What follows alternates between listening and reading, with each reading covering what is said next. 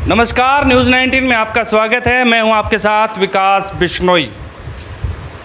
रविवार के दिन एक ऐसी वारदात हुई जिसने पूरे देश को झकझोर कर रख दिया। पूरा पंजाब इस वारदात के बाद सहमा हुआ है। जी हाँ, हम बात कर रहे हैं मशहूर गायक और पंजाब के उभरते सितारे सिद्धू मूसेवाला की। सिद्धू मूसेवाला की रविवार को शाम 5:30 बजे हत्या कर दी गई। सिद्धू मूसेवाला पर ताबड़तोड़ फायरिंग की गई जब वो अपनी थार गाड़ी में सवार होकर अपने घर से कहीं दूसरी जगह जा रहे थे। इस दौरान उनके साथ 2 अन्य साथी भी मौजूद थे। अब ये देखिए कि उनके पास 2 कमांडो भी थे, बुलेट प्रूफ गाड़ी भी थी, लेकिन बजाय बुलेट प्रूफ गाड़ी में चलने के, बजाय कमांडो को साथ लेकर चलने के, उन्होंने थार में चलना सही समझा और 2 साथियों को लेकर चल पड़े थार लेकर। लेकिन उन्हें क्या पता था कि 1 घंटे बाद मौत उनका इंतज़ार कर रही होगी।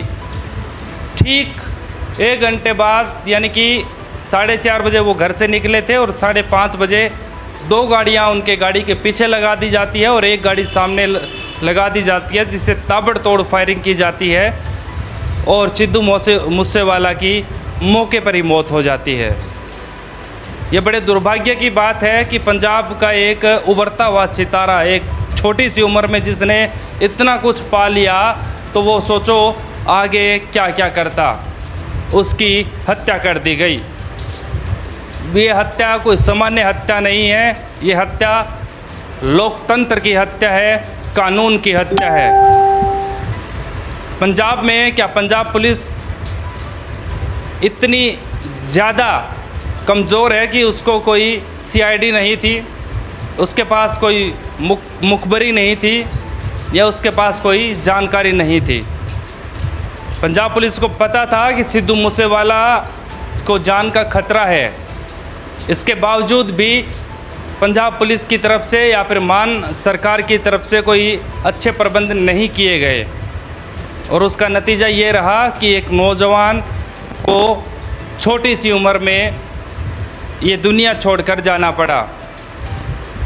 अब उनकी हत्या के बाद राजनीति शुरू हो गई है।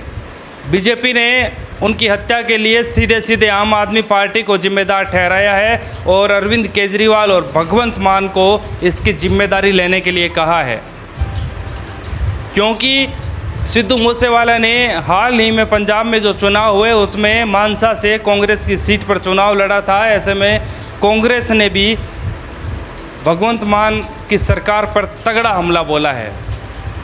उन्होंने कहा है कि जब सिद्धू मूसेवाला की जान को खतरा था तो उनकी सिक्योरिटी वापस क्यों ली गई? क्या सब ये सुनियोजित था?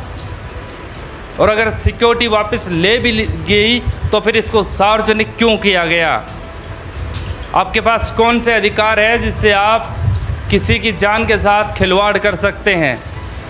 यानी कि कांग्रेस और बीजेपी ने आम आदमी पार्टी पर गंभीर आरोप लगाते हुए इस हत्या के लिए आम आदमी पार्टी को जिम्मेदार ठहराया है और इसे एक षड्यंत्र कहा गया है। क्योंकि सिद्धू वाला की सीधी सीधी किसी से दुश्मनी नहीं थी, फिर भी लॉरेंस बिश्नोई ग्रुप ने इसकी जिम्मेदारी ली है और गोल्डी बराड़ नाम का एक शख्स जो कनाडा में रहता है उसने इसकी जिम्मेदारी ली है। लॉरेंस बिश्नोई ग्रुप की तरफ से फेसबुक पर एक पोस्ट की गई है कि सिद्धू मूसेवाला पहले से हमारे टारगेट पर था, क्योंकि हमारे 2 साथियों की हत्या में इसका नाम था, उसके बाद हमारे एक साथी के एनकाउंटर में इसका नाम था और पुलिस जांच में ये अपनी पावर का इस्तेमाल करके बच गया था। ऐसे में